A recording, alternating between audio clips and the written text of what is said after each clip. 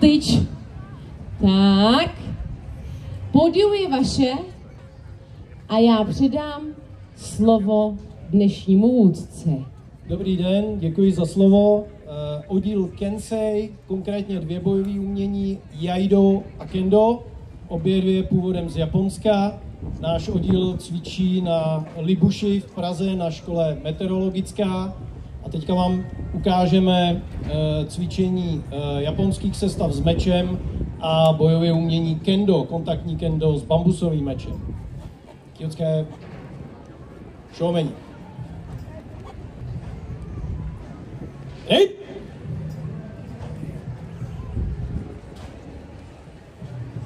Hajime!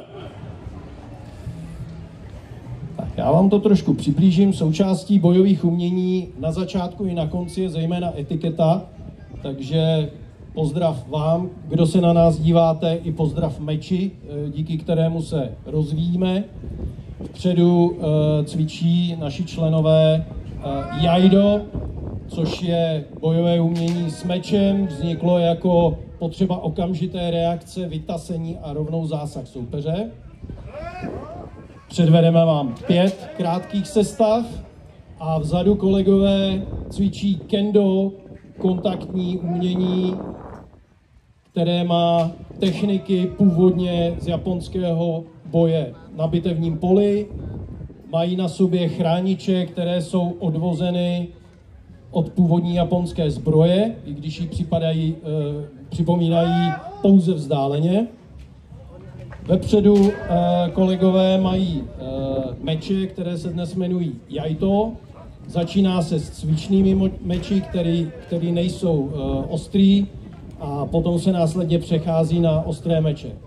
V obou bojových uměních máme tréninky, cvičení, základů, sestav, zápasů.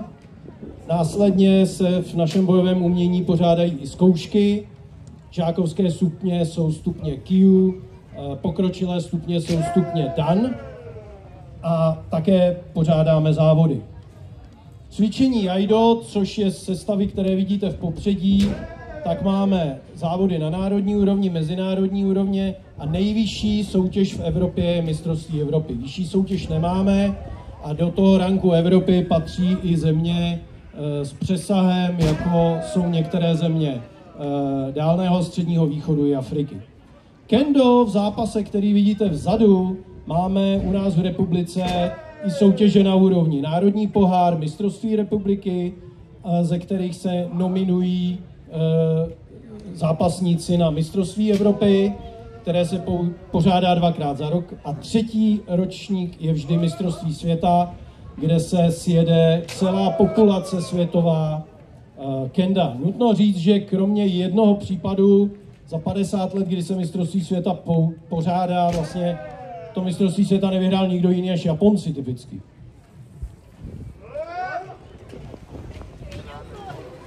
I v našem klubu máme řadu medailistů, jak na národní, tak na mezinárodní úrovni.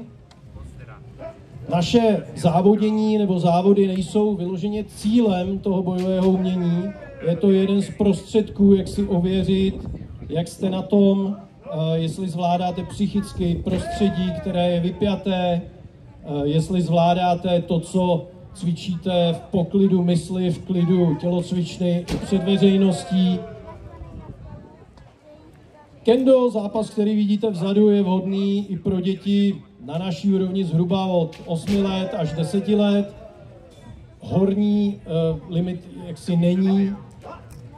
Jaido je vhodné úplně pro všechny, kdo se rádi soustředí.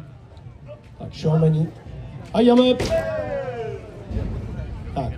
Bojové umění zase končí etiketou. Končí jak pozdravem meči, případně soupeři, se kterým jsme cvičili, tak samozřejmě pozdravem i vám, díky nimž jsme se mohli předvést. Shoumeni. Hej! Děkujeme vám za vaši pozornost. Najdete nás na Facebooku, oddíl Kensei, stránky www.kensei.cz a nebo na Libuši, základní škola meteorologická. Děkuji. A my vám děkujeme za krásnou ukázku tohoto řemesla. tradiční japonské bojové umění a navíc s mečem. Děkujeme ještě jednou, potlesk, já vím, že je sluníčko, ale víte co, já jsem četla někde, že potlesk způsobuje i nám, co tleskáme, pocit radosti.